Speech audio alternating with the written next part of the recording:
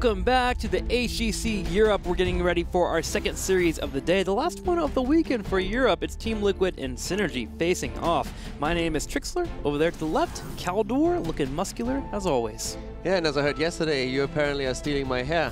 I'm stealing your hair, slowly but surely. Apparently there's a theory going on that I just take all your body hair and put it onto my face and my hair. It's so awkward, man. I don't know what's going on. What happens when we shave your beard? Am I growing hair again? I can't shave my hair. Like, first off, if I shave, I look like a 12-year-old. Your beard. My beard. I can't even shave that. Like, if I do, I look super, super young, man, and everyone will make fun of me. And then you have to grow out hair. It's just awkward for both of us. So I'll just take on the responsibility here.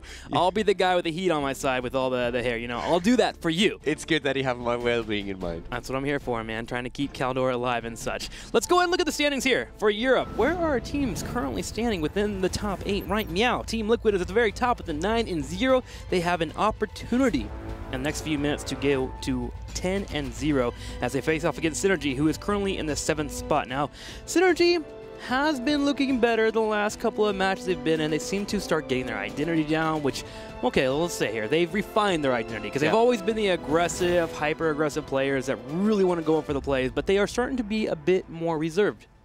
They finally learn when to move back. Every time we talk to them, I've been talking to Hydra and to Neon quite a bit, and you just address these things that we talk about in our cast as well, that it seems they get a win in a team fight, they try to push something, and all of a sudden they go a little bit too deep, and it turns against them. And they completely agree with that assessment. They say, like, yeah, it's a problem that we had for quite some time. We really need to get the discipline in.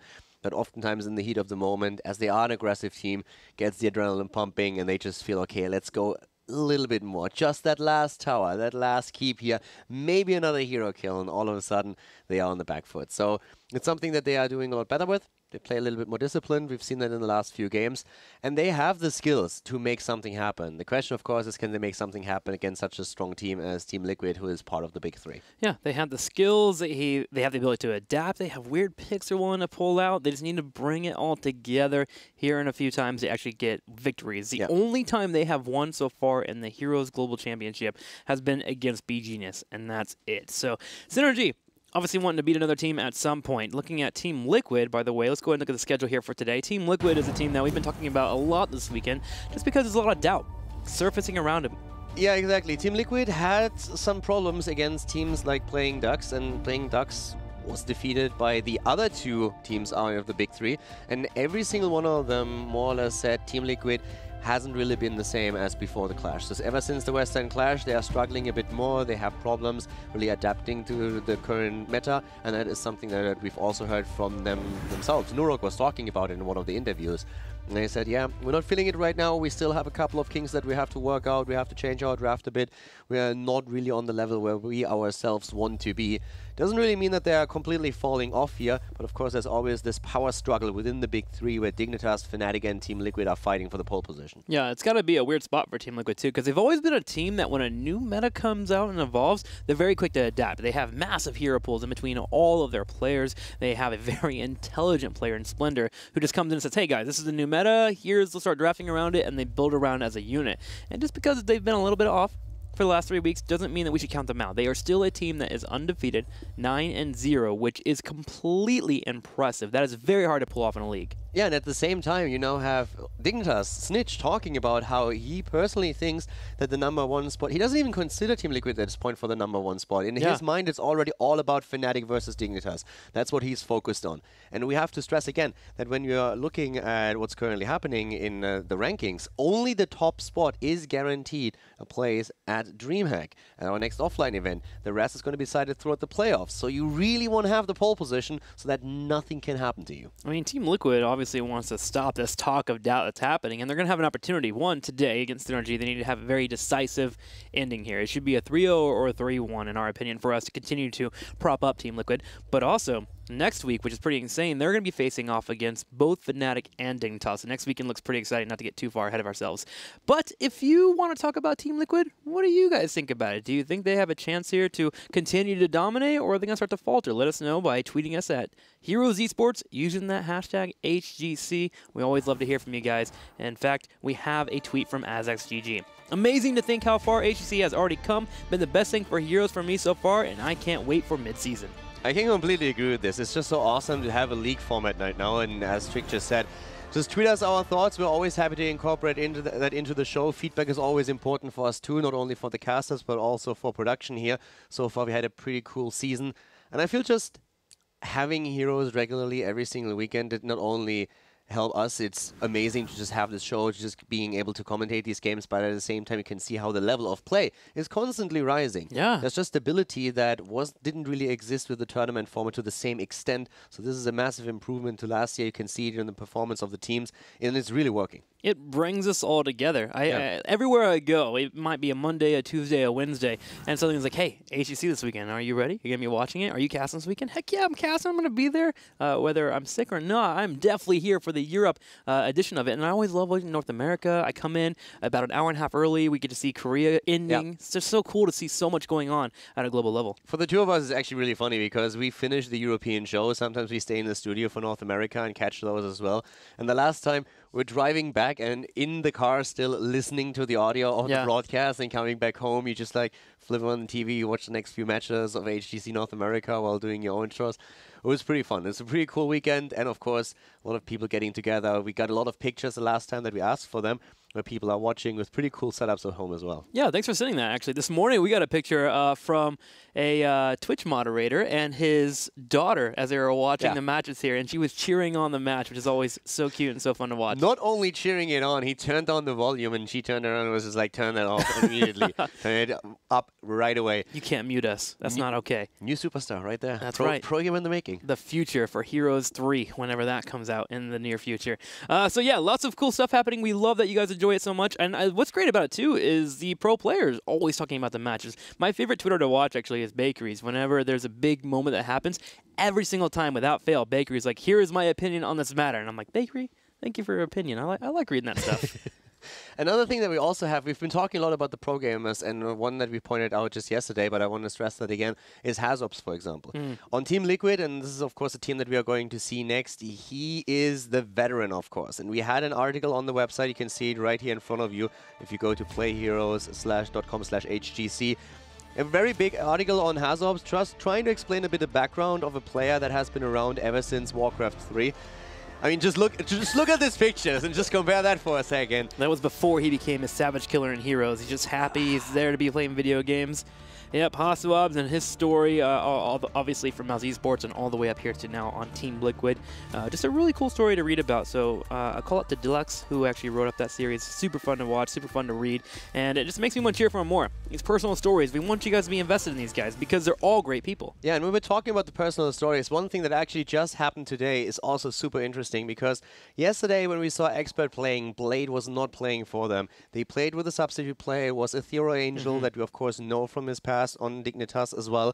And today on Twitter, @BladeHots, you can check it out right there, Blade released a bit of a statement where he was talking about his own position, and Expert is currently looking at maybe replacing him towards the end of the season. Yeah. So in this case, Blade was talking very critically about himself, about how he feels he's been slacking a bit, that he needs to just play a bit stronger, how his team was helping him, and just explain that situation, what his hopes are to continue with Team Expert, that Ethereal, of course, might be something that Expert is looking into. And if you want to read all about that, @BladeHots on Twitter, you should check that out. The statement was released, I think, just 2 or 3 hours ago. Yeah, right before HGC Europe begun. It's actually, it takes a big person to actually stand forward and like, listen, I was a problem for this team. I thought we had a great team. We could go forward. And as we practiced and we consistently tried to become better, we started to realize that I'm the guy that's holding us back. And it was such a shocker for him to actually say that, but realize that he has to work harder to become a better player now. So it's actually really cool. Yeah, I was really impressed by it because it was not someone that just went out there and started to create drama complaining. He really took a close look at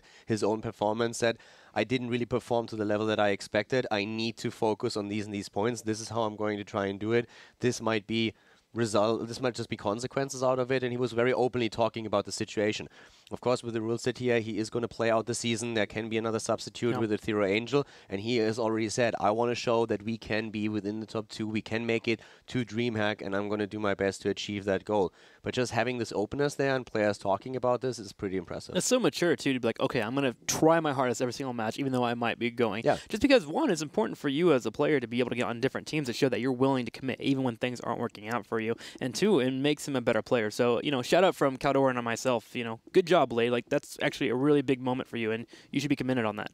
Especially when we're talking about work ethic, that's incredibly important. Talent brings you to a certain place, but at some point, it's hard work that really matters as well. And this is something that we've also seen in a lot of the teams, not only in Europe, also North America. There's, especially at the beginning of a new game coming up, a lot of players that can really feed off their talent. But as soon as they are facing off against other players that might not be on the same talent level, but just put in the time and the work, all of a sudden they're a bit surpassed. This is one of the things that Alex talked about it as well when they are mentioning Treaties, but they're saying we were just at a moment where we said, guys, this is not us. We are playing tonight. We have to increase our work ethic. We have to put more time into this. We have to just like strengthen up our training or we're going to fall off. We're way better than what we showed. We need to improve. That's what they did during the break, and just look at them now. All of a sudden, they're taking down opponents left and right, and they're rising through the ranks. We decided not to suck anymore. Alex Aproji. I didn't want to say it this quotes. You got to drop them in there. All right, guys, we're going to take a quick commercial break. We'll be right back with the series.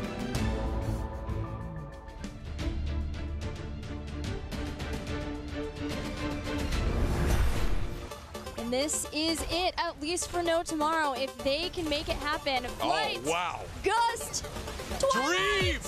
And that is almost one. Oh, sorry, barely surviving. Skullsov, he's going for it, but Trees has all the shielding, even unyielding defender. Somehow Zarya holds, but Varian doesn't.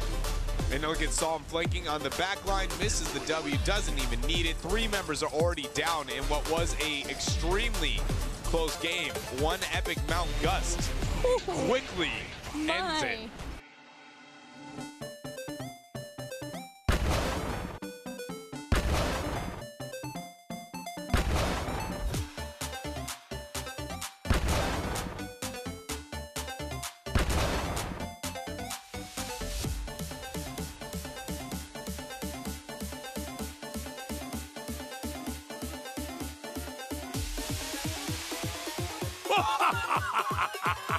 Glad I witnessed that one. Now they have the Ducks on 5 points on the core. This is a really important game here for Team Liquid right now. And so far, they're starting to find their stride. But this is a kill. Oh my god, what? Awesome Wops are so good. Sound Barrier's been popped. Neurox on the left side, too.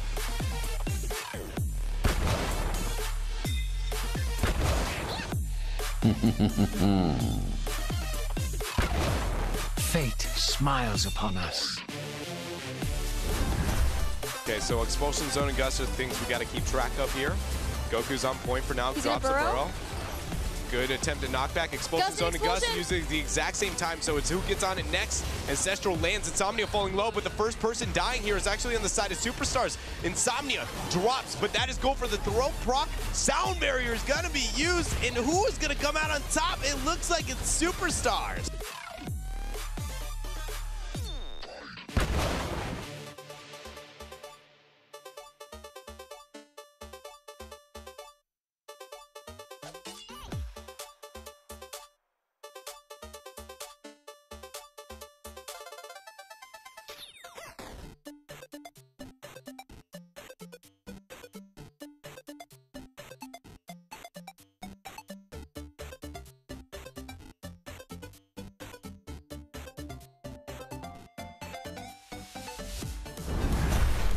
Junga will avoid that stun coming out from the Heavens Immortal. As Noblesse comes around the backside, Hula gets isolated. Boom, killed here by the Twilight Dream, canceling the Mosh Pit. Ancestral will go up onto good, but look at the burst here from BFG. Beautiful as it is, beautiful as it is. Wow.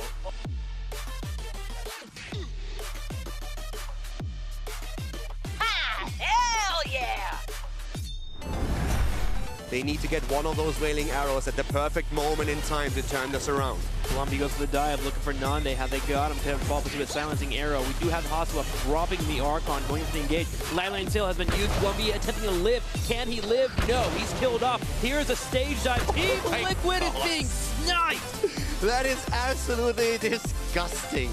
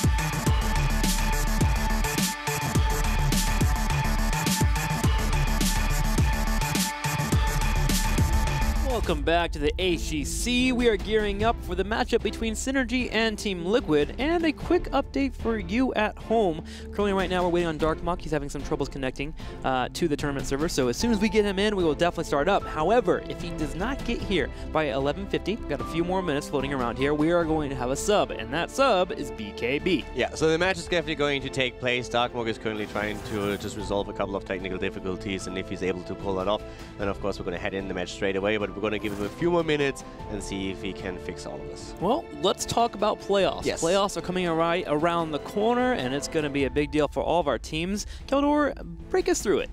Yeah, so we have a step-ladder system in this case, and you see here exactly how it works. So we're starting off with the first round where the 5th place is going to go straight up against the 6th place in the round. The winner is facing number 4. The winner of that match is facing off against number 3, and so on and so forth.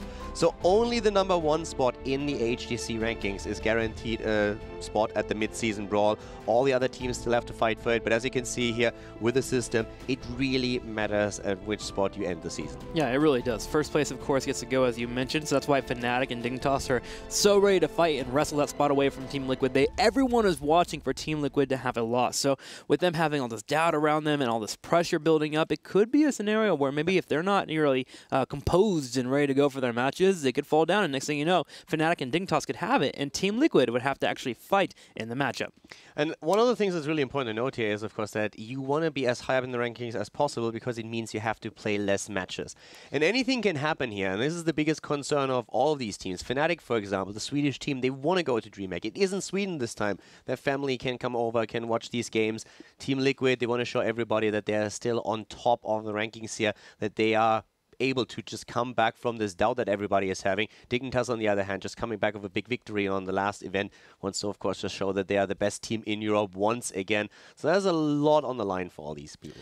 A ton on the line for everyone, and again, it's going to be a matchup that's great to have in a few more weeks. Now, we still have 3 more weeks with the HGC, and as we always talk about it, we love to hear from you guys. We got another tweet we want to talk about, so here we go. Fury Hot's been waiting all week to play some more HGC so far, and today it seems like nobody should ever let your guard down, no matter who you play. And that is the truth. Teammate in particular is a team that I thought would do a little bit better after coming back from the Western Clash, and they are 0-3 in their matchups. Yeah, and we had interesting games yesterday. Yesterday, I feel when you looked at North America, was a little bit clown fiesta what happened there. And especially Team 8, I have to admit that I'm disappointed. I had high expectations. I've been talking about that a bit in the last few shows going into this now. I watched the games yesterday, and especially it felt on the 5th map. If you haven't seen it yet, you can definitely check the series out. It was a fun series, but there were a few moments, especially in the 5th game, where you just felt Team 8 doesn't really want to win this. Yeah, but if I know Glarong is going to bounce back here. He always does. Whenever he goes through a pivotal where he just falls into a pit, things just don't work out. But we've got good news. Yes, we Darkmuck has made it into the draft, which means we can start the series. So let's go and find out which battleground we are going to for this best of 5 series. Ooh, boy, Synergy going to one of Team Liquid's favorite / better battlegrounds, Sky Temple. Sky Temple, the map where Synergy the last time played Probius. So they were playing with a Probius strategy that looked very crisp, actually. They did really well there. In the end, they lost the game regardless, though. But that might be something they're looking towards once again.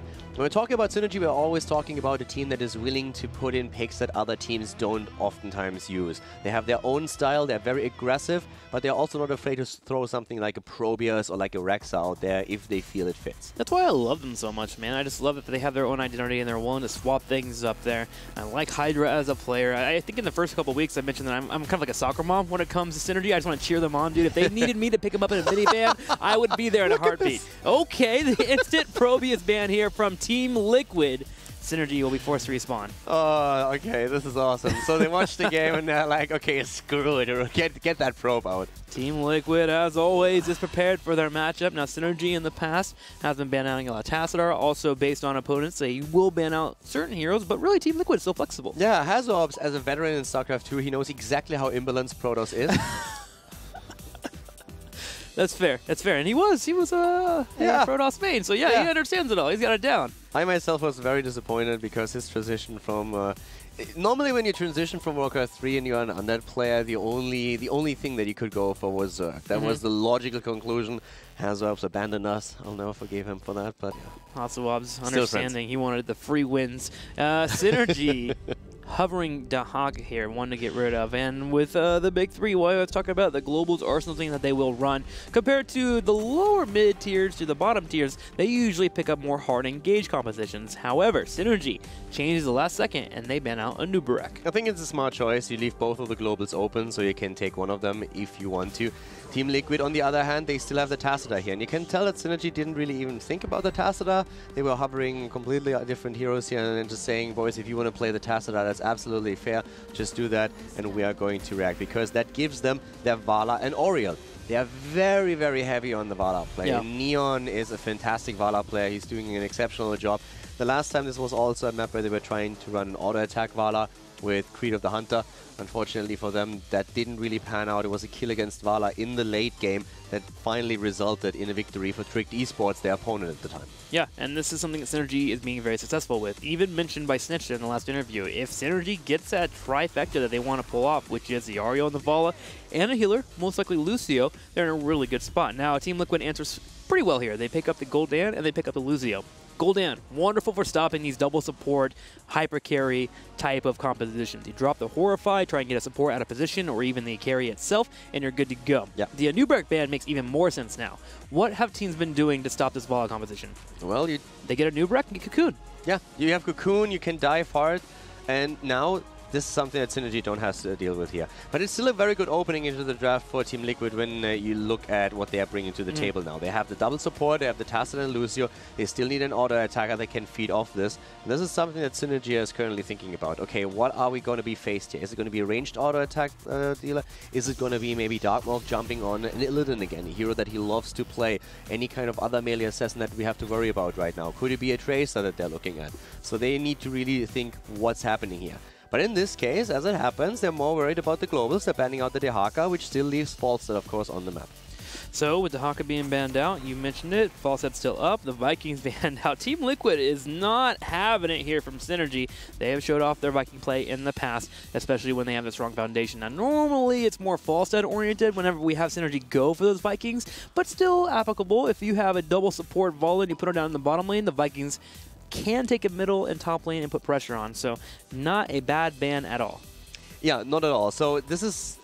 It's pretty cool to see that Team Liquid is the one banning out the Vikings. Yeah. Because they played them the last time, but they know, of course, that Synergy is also another team that really loves to play a hero like the Vikings, just get that value in, and especially someone like Hydra has played that over and over again. So here comes the global. That's what we've been talking about. We have the banner on the second against Dehaka, then you pick up the Falstad yourself. They have the variant for those engages, for the taunts as well.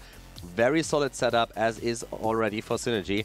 But I'm curious to see what Liquid is going to do to complement that Tacita. Yeah, you want to have some control. You want to be able to handle the pressure coming your way. You also want to be able to get into fights if you ever do hit the Horrify. So, going to need some kind of warrior, something that gets them really engaged. And then I think I agree with you. I'm leaning towards more of a melee assassin for Darkmorph in particular. He has played Tacita in the past, so that is a possibility. Ragnaros could work out for them too for defense. Yeah, Arthas would be a hero that I would be looking at this point. They have the Lucio. That's good synergy that they have with that. And it would really fit their comp quite nicely. Sure. But the question is still, what is going to complement that Tacita shield? Is it going to be another auto attacker? It's going to be one of those melee assassins that Darkmorph loves to run. So Team Liquid, they have to show something now. And they actually run down the clock here. So they take a long time for that double pick. Let's figure out what it's going to be here. We're going to have our Greymane and our Arthas. Okay, so Greymane being picked up. Go ahead. He completely slipped my mind. Like, yeah, for some reason, it happens. We've been talking the entire weekend about how Greymane is now getting more and more priority picks and also bans. And at that point, when I looked at the draft, he didn't even come to mind. It's just, wow. It happens pretty often, you know? Actually, whenever he gets to the 4th and 5th pick, we're like, oh, Greymane must be banned out. You know, it's the thing that we talked about yesterday. Yeah, exactly. Right? In your head, it's like, okay, this late, that hero has been dealt with somehow. I'm just not seeing it. So yeah, Greymane, of course, great choice here for the Tacita support. So my apologies. But Arthas, as predicted, is now in play up at the front line very nicely with the Lucio here, making up for some of his deficits. So, with us having a variant and the engage in, typically we'll have Synergy grab a second healer, which is making me lean a little bit towards Toronto possibility with Lucio. Do you think you could have a variant engage in with the Toronto Luna Flare and burst someone down? Actually, it would be an option for them. I don't really think they're gonna play that style, but they have the Zarya here and again. I like the Zarya more than I like the Tyrande. Yeah. And, we talk a lot about social media, we talk a lot about Twitter and how people can always use the hashtag HGC to tweet at us directly as well. And it was really funny because during the draft, Hydra actually tweeted. And he's like, in the middle of the draft, Hydra sends a tweet out at hashtag HGC and he's like, Probius and Vikings ban feels bad. That's pretty hilarious. Yeah, Hydra. Never lucky. He's one of the outspoken ones for Synergy actually on Twitter. He talks a lot on Twitter about his favorite characters and all that fun stuff. So if you have a chance, make sure to follow Hydra. It's actually becoming an interesting thing in esports in general. Players are starting to take pictures of their games while in the middle of draft, and that's a new level of BM. It's happening a lot actually in Overwatch, and I actually want to see it happen in Heroes at some point. In the middle of you winning a team fight, you take a picture, screenshot, and you tweet it out. So goofy if that actually happens. Now, it's just awesome to me that he immediately jumps on and says, like, 2 of my heroes that I really wanted to play here, and both are banned out. And that shows out, again, how good Team Liquid is in researching. Yeah. Of course, they know these teams. They've played against them. They scrimmed against each other. And Team Liquid, they know exactly what Hydra is looking for here, and they are trying to shut down the most dangerous picks. Because if you look at that draft and you don't put any names in there, you're thinking, wait, what? A Probius ban? Yeah. Ban against the Vikings? What is happening here? But then you see who's playing, and all of a sudden it makes sense because you just research your opponent and you ban out strategies that they have planned for you. Well, just talking about the draft here now, in terms of actually picking out the heroes, Synergy kind of gets what they want. They're pretty comfortable with what they have here. However, Team Liquid does have their Tassadar and their Greymane aggressive play. Which one stands out for you to win the draft? I personally actually like what Synergy has now. I like the Zarya draft that they are using here. If they can get the engagement with Varian and a good taunt against Greymane, blow him up, then all of a sudden Team Liquid would be in trouble. A lot of their damage depends on Greymane. Gul'dan can always poke, and a good Horrify can ruin this. But I personally like the approach of Synergy. I just enjoy these really aggressive drafts that they bring to the table, and I think if they can work around the Horrify, they have good chances here. Do you think we go Hinterland or Mighty Gust? Excuse me? Hinterland Blast or Mighty Gust here for that Lucio? I would actually say we're going still Mighty Gust. Yeah. I don't think that they're going to go for the Hinterland. But it is an option. We have seen approach with this just in the last game where BGenius was playing that with a Hunt and trying to go for a snipe comp. But I think against Lucio, you want to make sure that you have some engage tool because he can hunt you down if the fight doesn't go your way. And also I think the Mighty Gust is great if a Horrify goes off. False can come in and save her teammates. So we'll see what's going to happen here. Game number 1 starting between Team Liquid and Synergy. Game 1 in this best of 5 series. Let's go to Sky Temple. And to the left side of Sky Temple, in the blue, in our first game in the best of 5 series, we have Team Synergy. A Russian team with Hydra on Falstad. We're seeing Power of Dreams on Varian. So Ice Cream on Zarya, Sevka on Oriel, and Neon is playing Vala. Team Liquid undefeated in HGC Europe here on the right in red. Starting it out, Splendor will be on Lucio. Gul'dan will be played by Nurok. Blumby on Arthas. Tassadar will be played by Hasselhoffs here, so he's playing his Protoss. Greymane on Darkmonk. And at this point, once again, we're actually looking at, interestingly enough, on level 1, not going into a full parry build. We're having Varian currently with Alliance more, using that. That was a very dominant talent for a long, long time. And then Varian players started to go a bit more into full parry builds here. Power seems to really enjoy that Lion's Maul. He's done that twice now when he's played Varian. He seems to really enjoy that added slow that's awarded to him for the later on side. So it looks like Synergy in general with that aggressive playstyle and that wanting to chase people down, Lion's Maul allows him to do that. It was a standard talent for the longest time on the hero, especially when it was played more as an off-tank. Varian is now oftentimes moving a bit more into the solo tank position or the main tank position, trying to utilize the parry build and also the taunt. But we still see occasionally players falling back into the Lion's Maul here. We see, of course, in this game now. For me, one of the questions is definitely what we are going to see out of Neon, because he went into Creator of the Hunter on level 4 in his Vala the last time. It's one of those maps where you have a lot of fights over the objective, and he was very confident that he could complete the talent and get huge value out of it. The problem for them arose when later on in the game they didn't really have these skirmishes anymore, and he never completed the talent. I think he completed it actually just before he died when the game was about to end, so that was a moment where that power spike could have kicked in for them.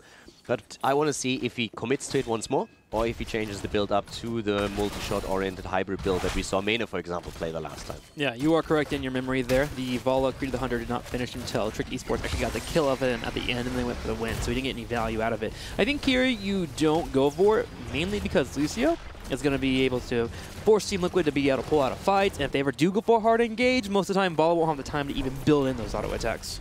Yeah, Neon is very aggressive in his plays, and he usually is just barely able to survive in these situations. It makes him a very interesting player. But now we have Punishment taken on level 4, answering that question. He could have made that choice, but as he said, there are definitely good arguments against it. So he decides to just play with Punishment to have that guaranteed damage output, which exceptionally is helpful in the early stages of the game. Darkmork here, struggling a bit, but Hazardous there with the shields, and we have shields on both sides of this match. Power holding down that bush there. Neon working in those auto attacks here from the side with Zarya coming in for the rotation. Team Liquid will be forced to retreat. Darkmork, though, on the right side is engaged upon. Yeah, Darkmork engaged upon, and that... Oh, that could be a kill. That's the first one. Arthur's down. Can they confirm another one against Greymane?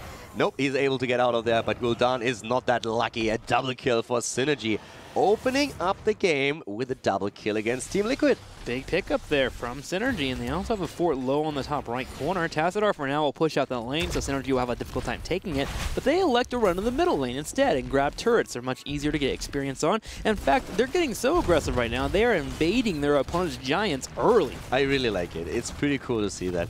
And I just had to laugh at the tweet that we just saw. Probios as the first one, what a time to be alive. Totally true, especially since Synergy played Probios on this map the last time. It's just so cool to see a team like Team Liquid that is undefeated go into this and saying, yes, we saw what you did there.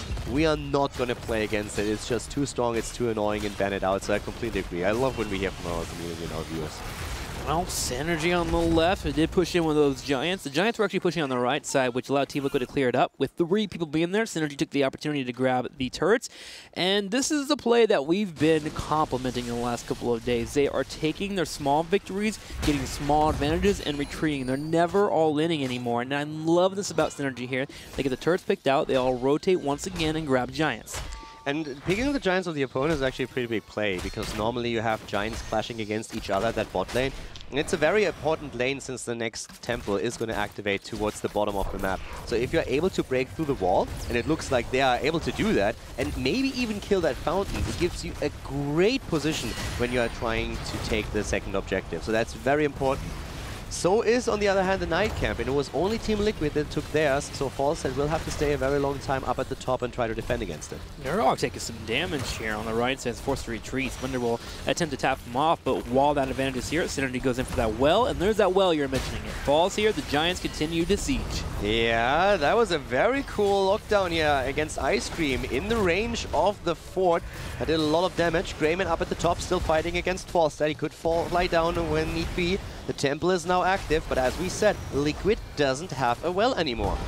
Liquid not having a well, are hoping to poke on the side, but with the temple spawning, everyone from Synergy retreats down. Zefka has full hope there to pop up and a heal.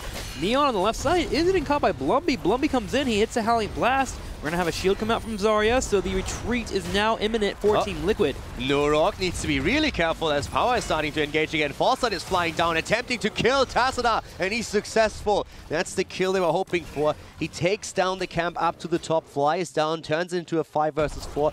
Perfect use of the global here, joining the team fight and getting a kill that will force Team Liquid back onto the lanes. Now, we do need to point out, Team Liquid, while they are kind of taking some losses here, 3-0 and kills, Team Liquid does spike at level 10. It's where they actually get their takedowns. The Horrify becoming available, Greymane picking up any type of kill potential, which is probably going to be go for the throat, will allow for them to get those kills. So Team Liquid, while it might not be looking so great right now, their mid-game is wonderful. Synergy has done a great job of taking this aggressive pressure that Balla brings into a fight and pushing it. Now it's all about getting to 10 for Team Liquid. Yeah, totally true. I couldn't agree more. But you hit the nail on the head here. Not looking so good. And level behind, lost the fort at the bot lane. The one at the top extremely extremely low.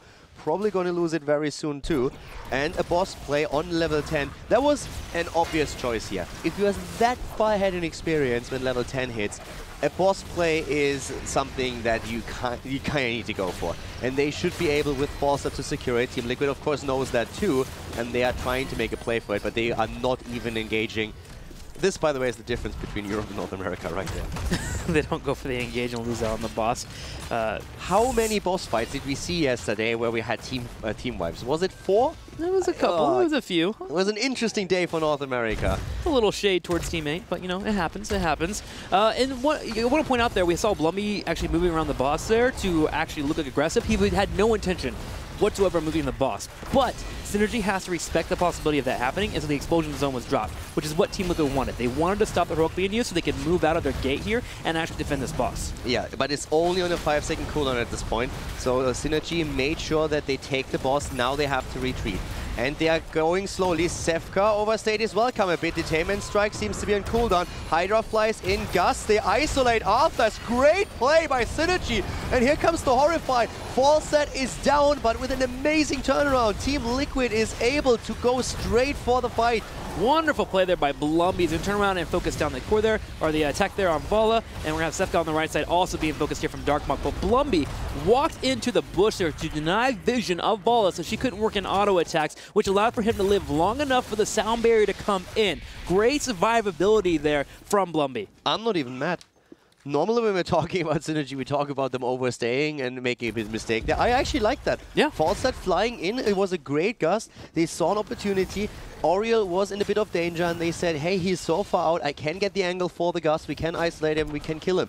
Team Liquid after that played perfectly, but that was a very good approach by Synergy. Team Liquid made it look weak for a second since they got 4 kills off it.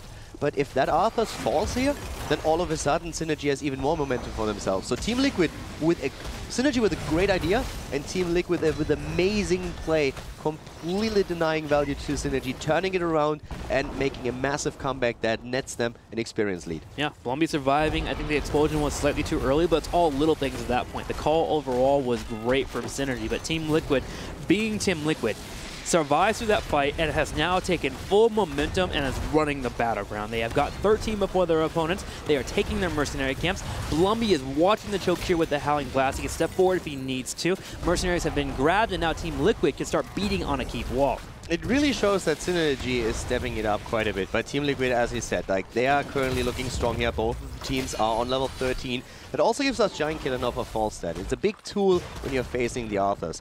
So let's see what Synergy can pull off here. When you look at structures, they're still far ahead. They have taken every fort of the opponent. They have also obliterated the wall at the keep of the bot lane, which is very important here since the objective is, of course, attacking structures directly. Synergy themselves, they still have a fort down to the bottom of the map. So they are still ahead in that sense, but in the experience, Team Liquid has taken a slight lead. Yeah, this is the part where in the early few weeks of the HGC, we were so worried for Synergy because they would always have strong early games and mid games, and then we get to late game and just fall flat. They would stop up with their aggression, or they would make incorrect calls, and this is where we have to stress that they've changed a lot. Now, can they do it against Team Liquid? That's the major question. They're being aggressive here on the right side. The moment that Arthas shows up, they realize they have to escape, so they do so, because Falstad is currently in the top lane, soaking the massive push from Team Liquid. Yeah, the camp in particular is something he needs to take care of. If he doesn't, then their own wall at the keep is going to fall, and you want to avoid that at all costs. Bot lane is still being pressured. Liquid is grouping up as 5 and attempting to break through here. If they can take the fort, that would be fantastic. But they also have to be careful since Falstad has already shown a tendency to fly in and aim for one of these gusts, so they have to be very cautious about what happens at the top lane. Always keeping an eye on that mini-map. Is Falstad still there? Is he going to make a play? Yes or no? That is the question right now. If you look at the mini-map, he's not making an indication to do so quite yet. He's going to have to move down a little bit before he flies in. He is now starting to move a little bit. The call has been made from Synergy to hang out, though, and pull back. Now with 2 temples activating, this will be the next point for our fight. This is really one of those moments when you can start fighting once again. So right now we have both of the teams still on level 13 talents. 1 level away from level 16. That should not matter too much for the next temple phase here.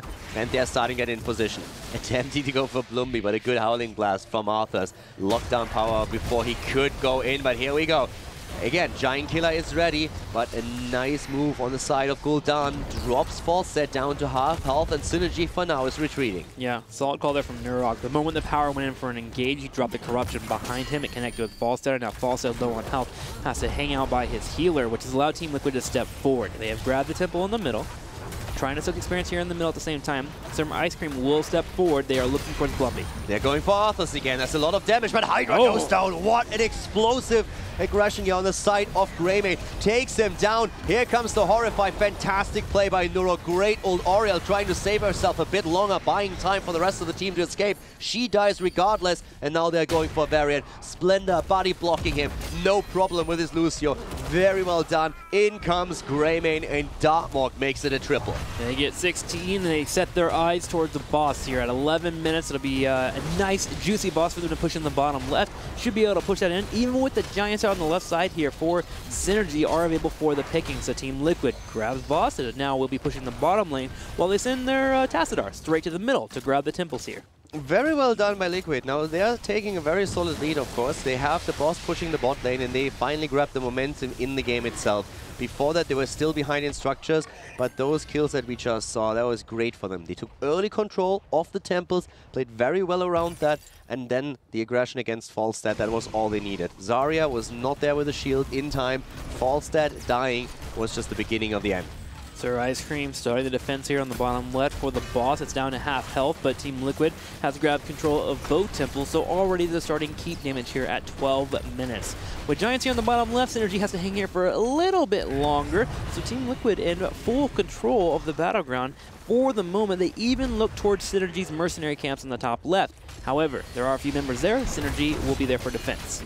Interestingly enough, Vala on level 16 did not go for Frostshot, but instead we're seeing Manticore being used. Blumby isolated, and he is one of the main reasons why Vala made this choice, trying to get the extra damage in. They really want to drop Arthas here, but they are pushing the entire team of Team Liquid, where everybody's so low, and Lucio is attempting to help them out with the extra movement speed. Yeah, this fight fell apart for Team Liquid because the Mighty Gus did push Splendor back into the team. Splendor did survive, but he got low, so did other members for Team Liquid, and they will retreat. So Synergy actually wins that team fight. Here is the problem. The bottom left, those Giants were not cleaned up by Falstad, and they are starting to do keep damage. Yeah, not only that, they also didn't get a kill. If they can secure a kill here, that would be fantastic for them, but as it happens, that wasn't the case. Maybe now. No, Lucio once again with a sound barrier. Great play by Splendor, just saving them on the last moment. Power of Dream could turn around, and he wants to go for Blumby again. He's looking at him at least.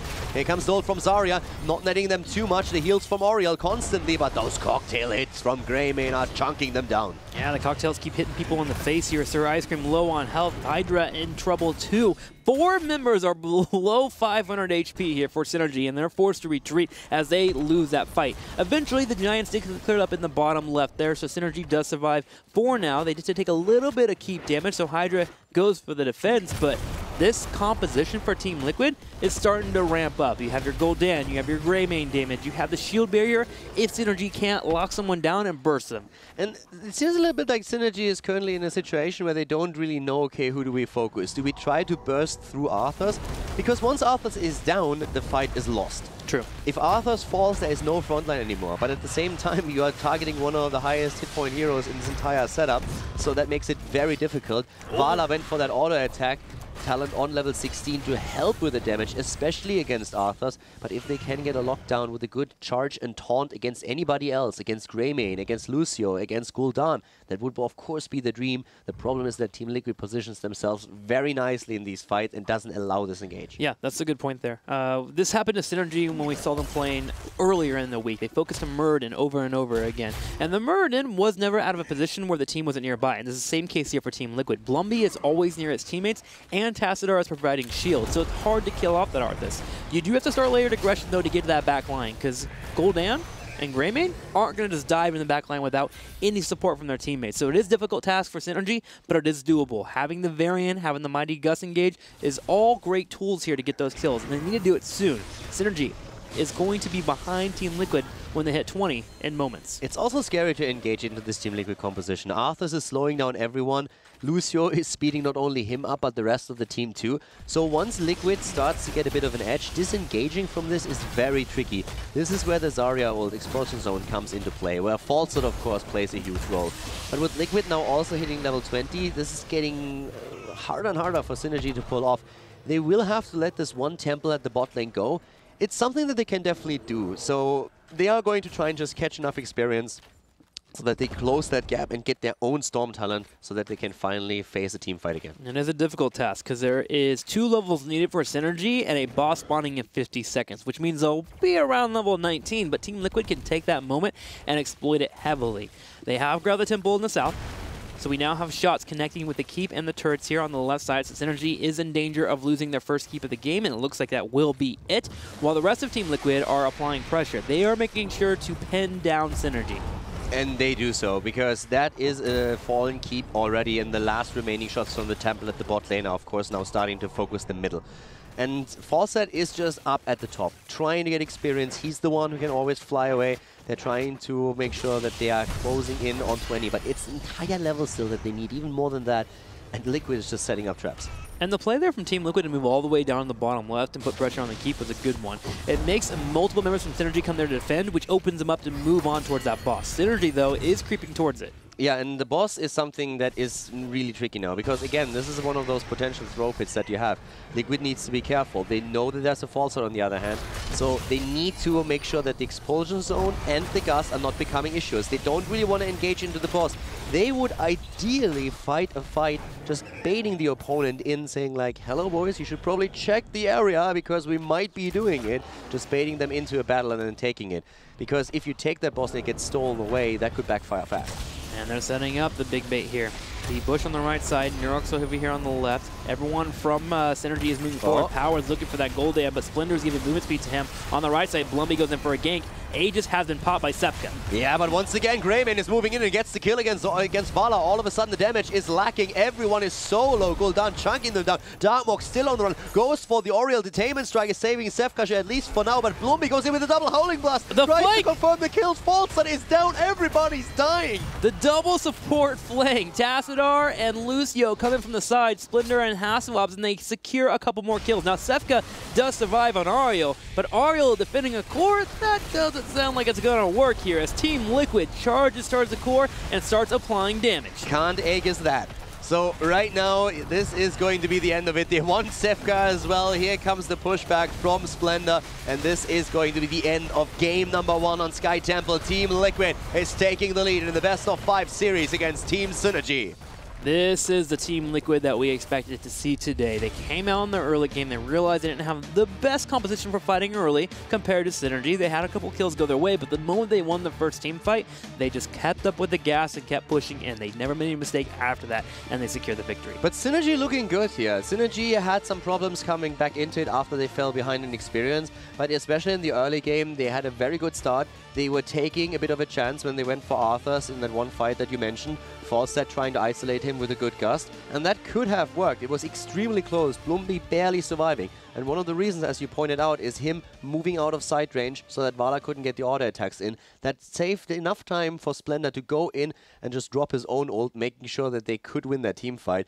If that fight doesn't go their way, then Synergy is going to attempt to just snowball it. So even though Team Liquid had a great showing here, I have to say, especially in the early game, Synergy quite impressive. And it makes me both sad and happy to see Synergy here being so good, because again, they're in the bottom 2 of Europe. I feel like I harp on this every single weekend, but the depth here in Europe is just so powerful and so great. Synergy, though, falling behind against Team Liquid. Team Liquid gets their first in. What do we say to the god of death? Not today, says Blumby. And really, that was a wonderful job by him for surviving. I think there was a slight mistake by Sir Ice Cream. Explosion Zone was a bit early. Had he used it when the Lucio tried to come in for the engage, maybe they get that kill. But still, incredible play. Yeah, and also the thought process from Synergy, I think, was correct. They saw that Oreo was lacking behind a bit. If that Howling Blast hits, then all of a sudden you have to fight your opponent's battle. It was a good idea. But yeah, as we just saw in that tweet, Blumby just a bit too strong. Blumby too powerful on the Arthas. We'll be right back with game number 2 between Team Liquid and Synergy.